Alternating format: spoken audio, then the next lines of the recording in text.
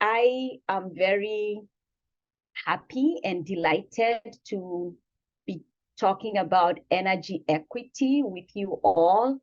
And as opposed to maybe giving wisdom, I am looking to hear your feedback on how we can make energy equity a reality across the country.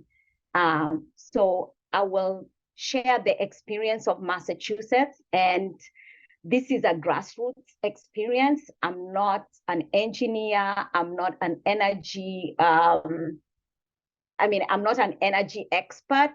My business is people. So I'll begin by sharing my slide.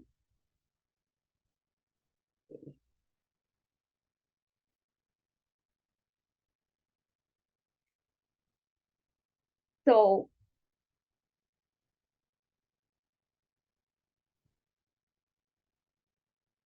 can you see my slide? Yep, it looks great.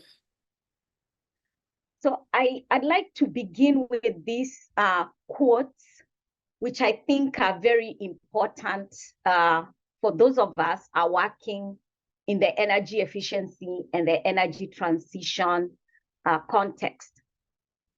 Speth said that the top environmental problems are selfishness, greed, and apathy.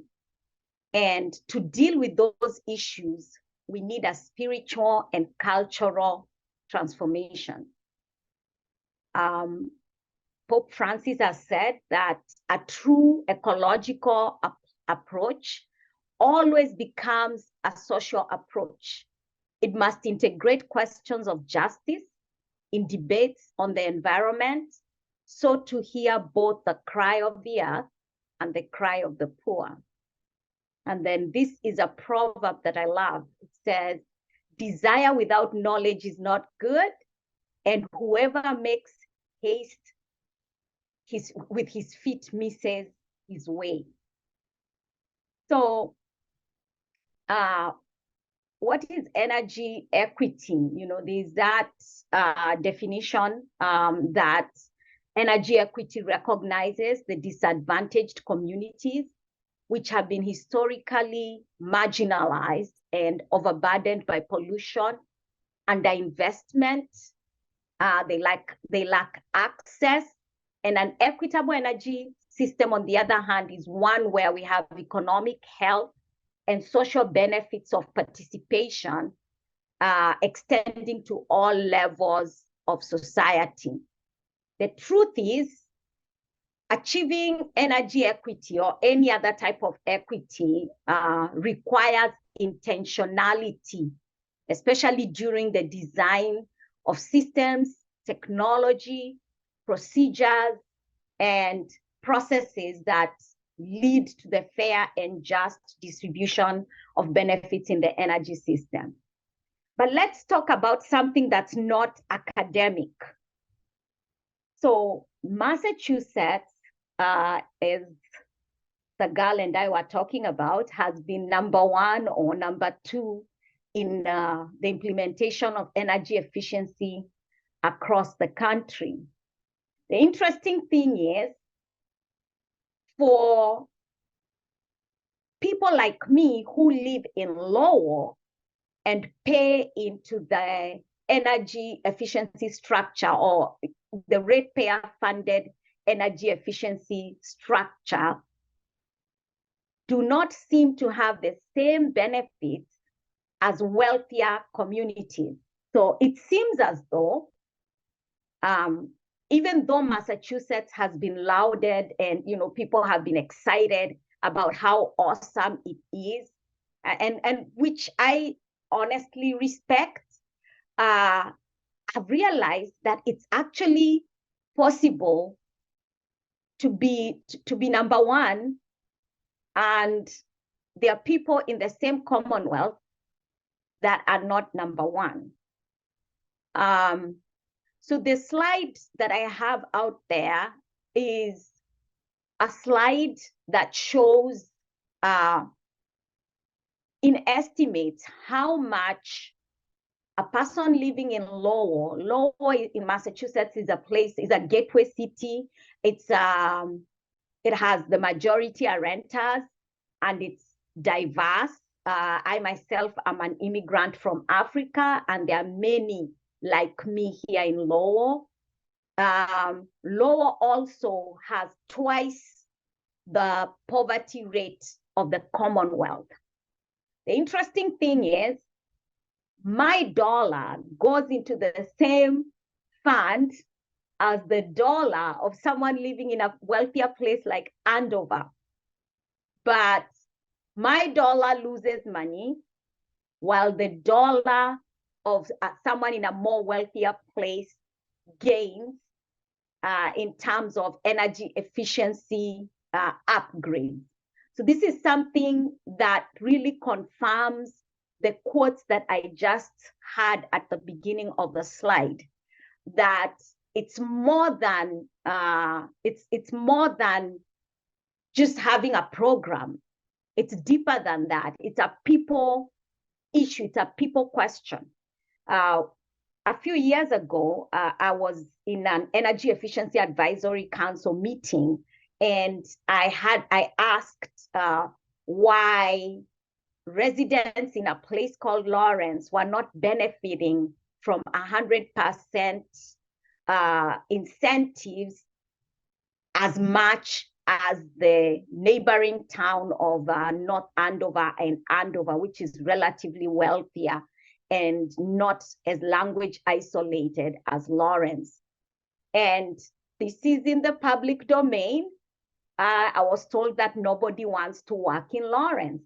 So it's not just about having programs, it's more than that. And I wanted this slide to share this slide to show that it's possible to invest and have no distributional equity at all. And most of the time in energy efficiency, our measure is usually cost benefits, but cost benefits analysis do not give us equity.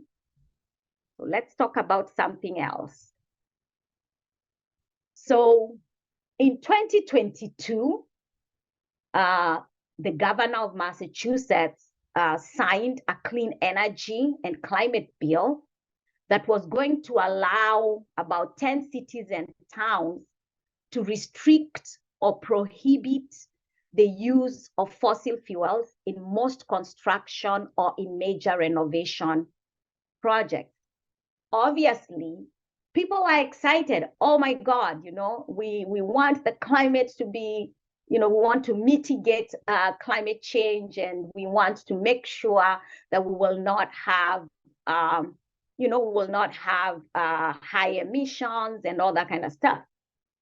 But I think it's important to look into the data and find out which towns were these that actually were on the line or were on the queue to be the first ones in the fossil fuel ban pilots. Well, here are the towns. So these towns, for people who know Massachusetts, these towns are sort of wealthy towns: Newton, Lincoln, Lexington, Brookline, Acton, West Tisbury, Concord. So the percentage of owner-occupied housing in those towns is like 71%. The median home price, almost $1 million. Median income, about 131K. Number of, percentage of subsidized housing, about 10.3, and persons below poverty, about 5.3. Now, if you can remember the slide that I shared about how much my dollar as a resident of Lowell is worth in the energy efficiency ecosystem, you will see right here that towns like mine that were left behind in the implementation of energy efficiency programs have more rental units, at 18% people below poverty, We carry most of the weight in a number of percentage of subsidized housing. And our median household income is about 50 grand. So these are interesting things that anyone who is working in this field or interested in understanding climate policy and energy decisions should look into. You can see the ones who are most likely benefited from energy efficiency dollars in the past are also the first in the line when it comes to the next law, which causes me to ask myself, whose law was that for, and who will that law benefit? Something else.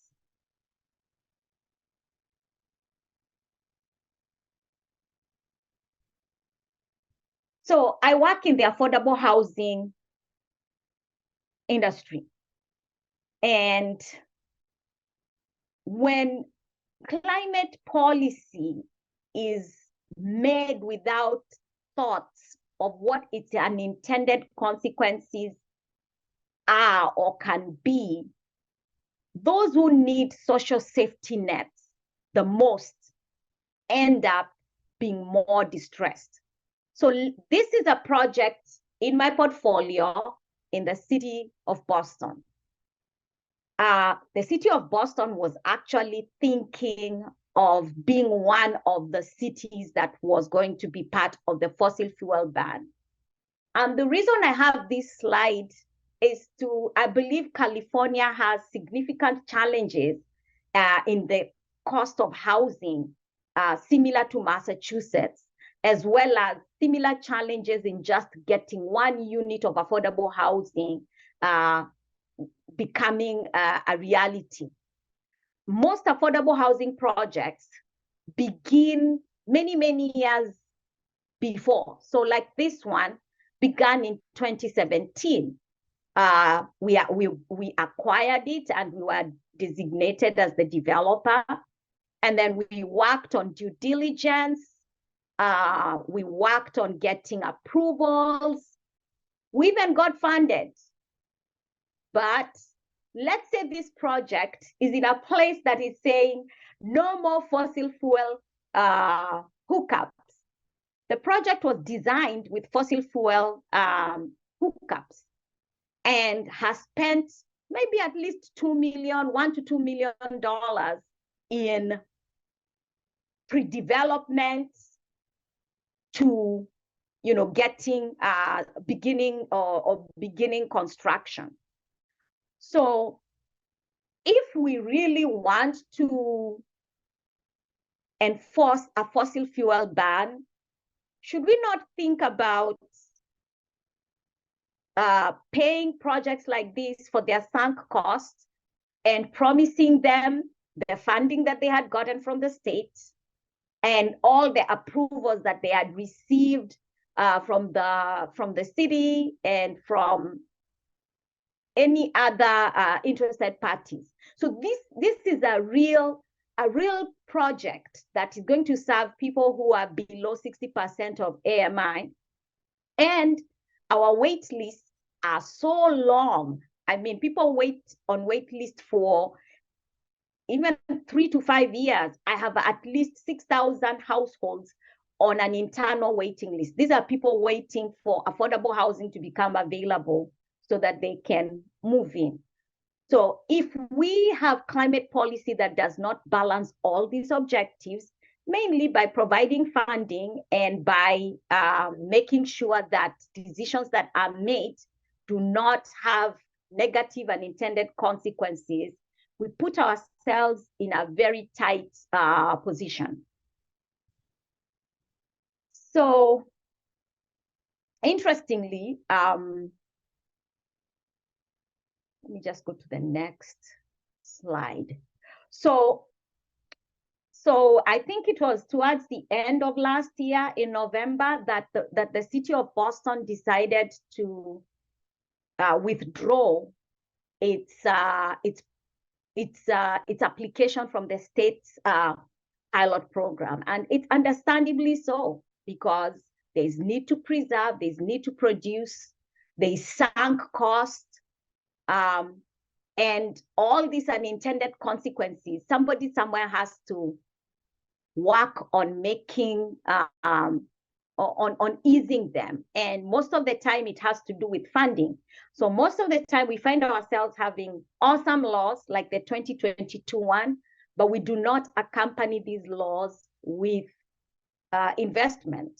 So we find ourselves in a situation where the city of Boston found itself. So the second issue with the energy transition is electricity rates. Something that many have been shy to talk about, but I have not.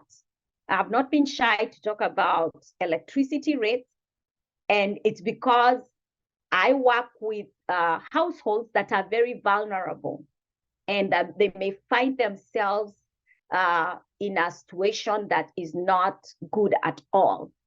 The math for fuel switching from gas to heat pumps does not work.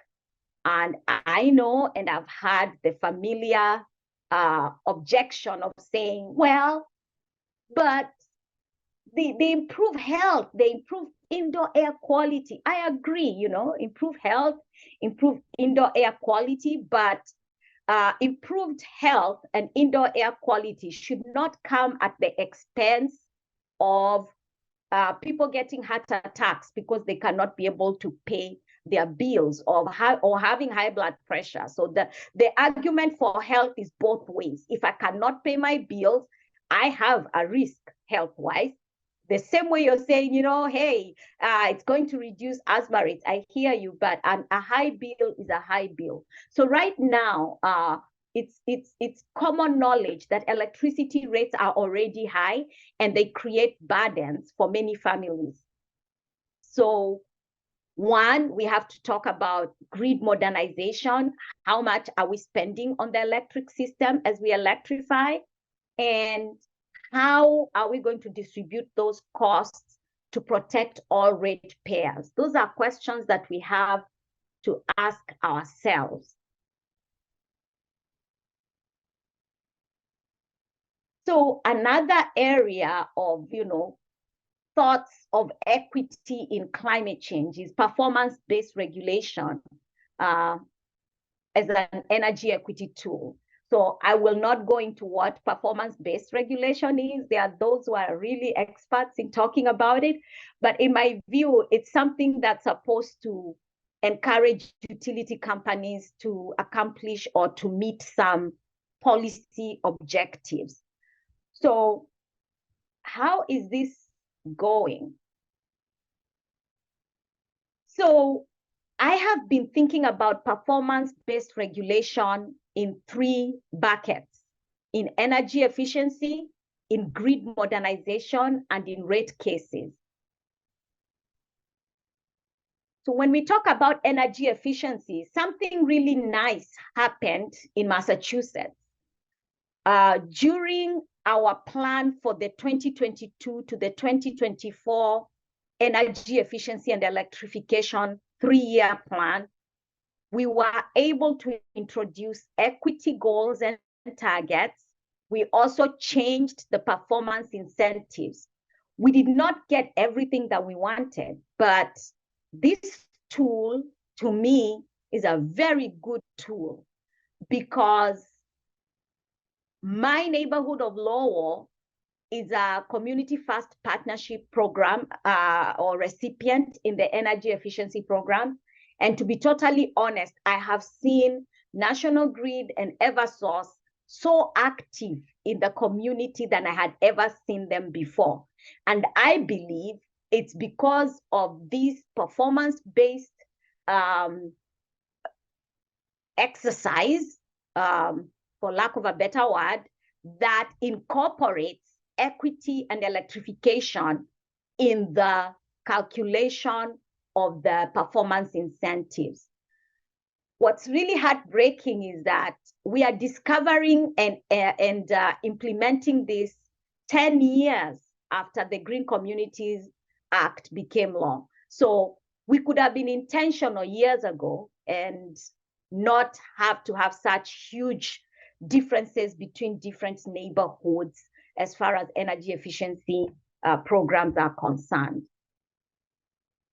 So the next phase would be in grid modernization. I think that it's possible to have performance-based rate regulation in grid modernization. And, people may ask, what is at stake for communities? So Massachusetts had electric sector modernization plans submitted last year.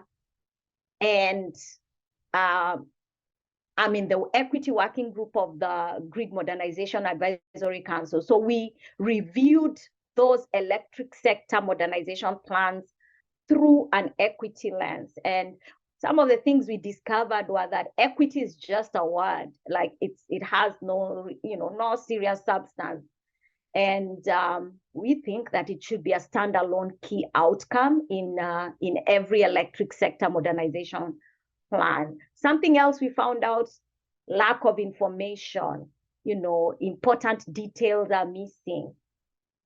Distribution benefits, distribution analysis of benefit is lacking.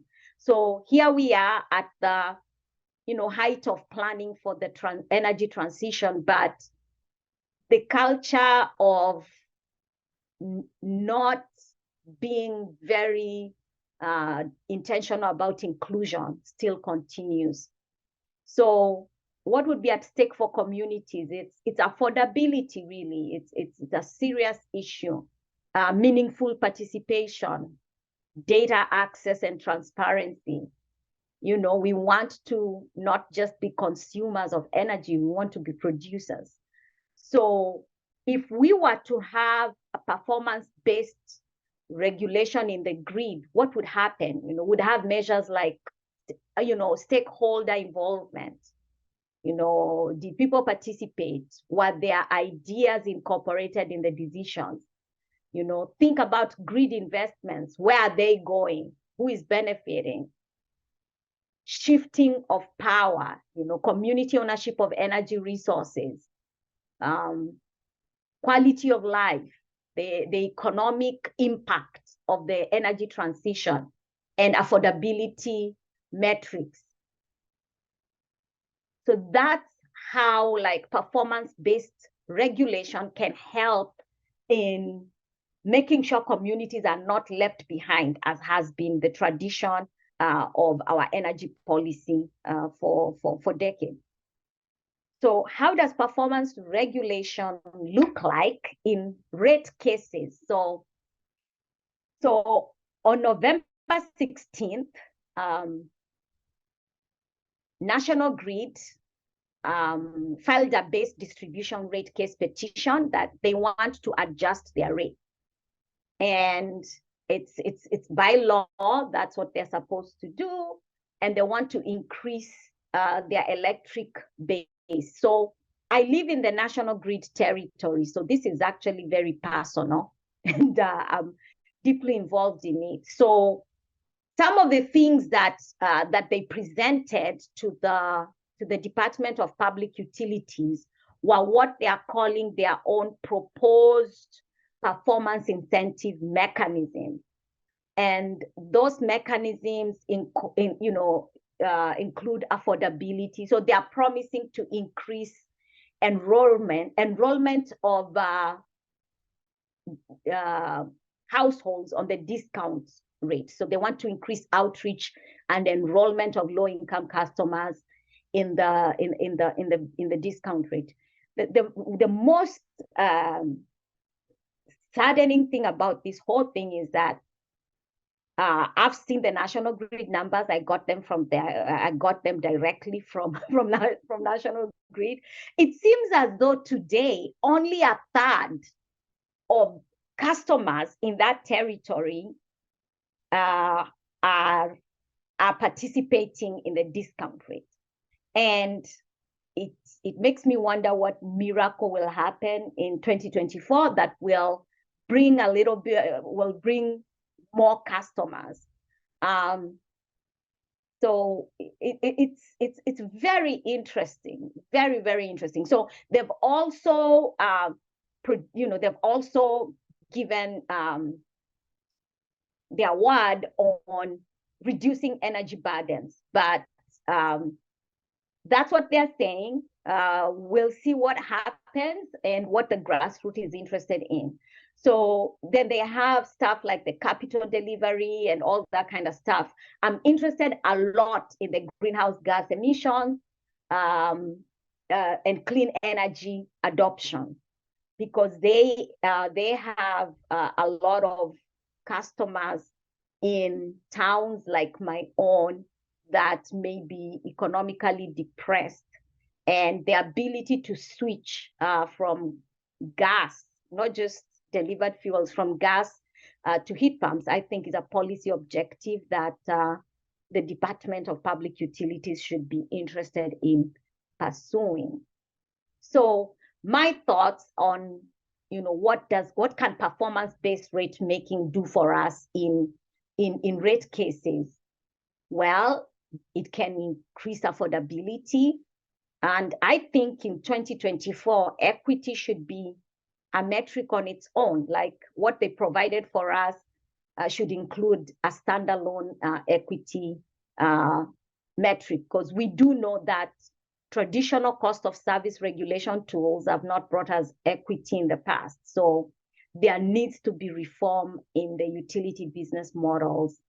And we are working that. We have a huge, we being myself and many other organizers are working on responding and participating in this rate case for the purpose of change. And then finally, what are my thoughts? I've been engaged in energy efficiency, grid modernization, and rate cases in the past like 5 years. And these are the thoughts that I think would like to leave everyone with.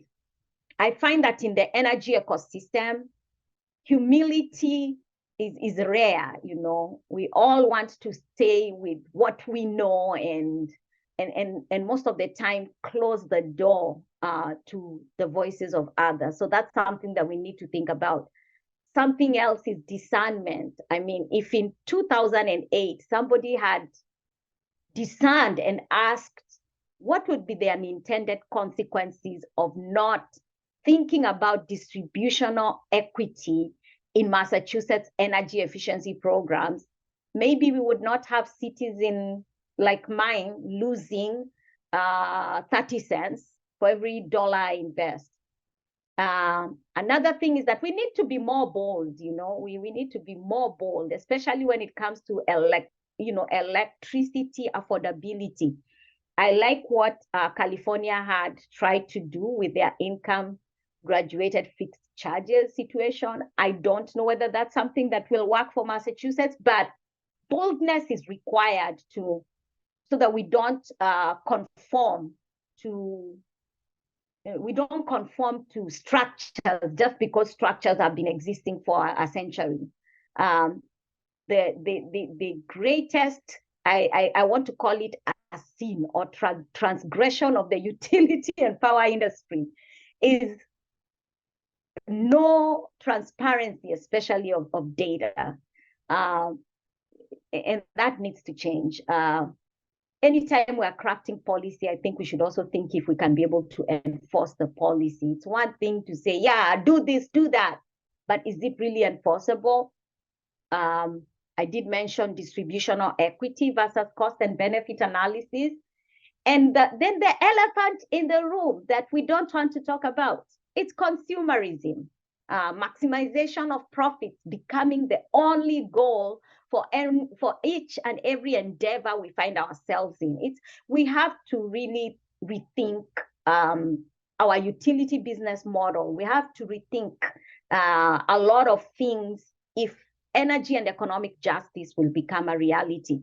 And then finally, we need to shift the power dynamics. And I will stop there. I hope I said something that people can identify with. And thank you so much, Sagal and team. Thank you so much, Mary. That was extremely insightful, and I'll open it up for questions if anybody has any. Feel free to jump in. But I guess in the meantime, I have some questions. So when you were talking about in the beginning the difference, or rather the gap in energy efficiency benefits versus what's actually received by most towns, it had me sort of thinking about the role of weatherization. Would you say that's like a pretty big barrier in terms of getting energy efficiency into these houses, or is it more about the upfront cost of equipment, or are there other barriers that we might not necessarily be thinking of? So basically, weatherization is key. We cannot. So I work on buildings. So I do buildings. I run the planning offices, multifamily buildings. So weatherization is key, and I believe one of the reasons why the initial implementation of mass save was not successful in places like Lawrence and Lowell was because of barriers. And the interesting thing is that we were not focused. I don't think the state was focused on barriers. And in the last plan, I believe there's barrier mitigation funding. But I feel like if that was there in 2008, it's very possible that we would have done a lot more in terms of energy efficiency offerings in low and moderate income households and cities. The other thing is that Massachusetts, like the EAC, has agreed, that to encourage weatherization everywhere, like our current plan and the next plan, to encourage weatherization, even like any heat pump. Like if you have a heat pump if you have a heat pump incentive, you should also be encouraged to have weatherization, because energy costs are influenced by the load. If you don't reduce it, even if you just switch to a heat pump, you're not doing anyone a favor, including yourself. So you're right on that. For people who aren't familiar, could you explain the EEAC and what role it serves in kind of determining energy efficiency policy in the state? So the EEAC is the Energy Efficiency Advisory Council, and it's by statute. That's what I believe. It's by statute, and I think it came into being in 2010. That was after the Green Communities Act became law. And what it does is that it guides the progress of energy efficiency and electrification measures from ratepayer funded programs that are administered by program administrators who are usually from the utility companies, and then for municipal lights or for municipal lighting or some other places. I don't think municipal lighting is part of that. Light companies are part of that company, but I do know that TLC from the Cape is part of program administrators. So yeah, so what we do is that we hold a meeting every month. There's public comments before a plan becomes final. There's a lot of deliberation and discussion and a lot of involvement across the Commonwealth. Yes. So just thinking back to the gas ban and how that's been going in Massachusetts, because I know it's been very contentious in California and it's been going around in courts and stuff.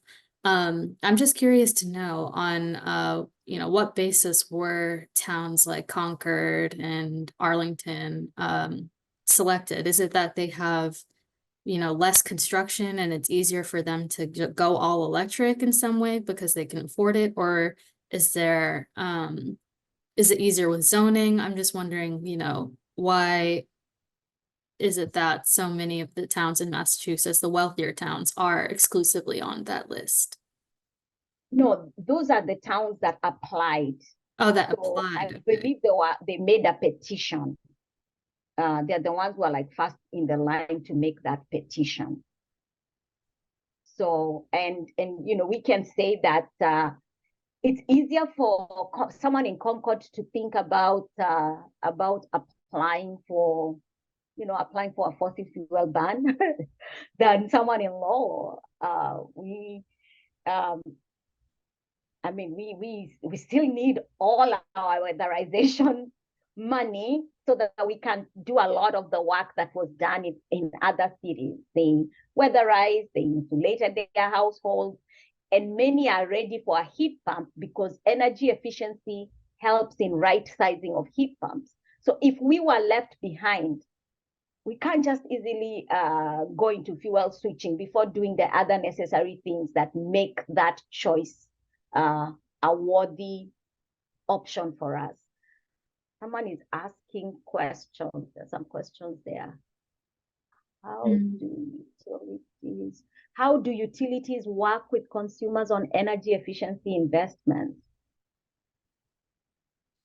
Interesting. So utilities in Massachusetts are the program administrators. So each utility company administers the energy efficiency program in its territory. So that's how it goes.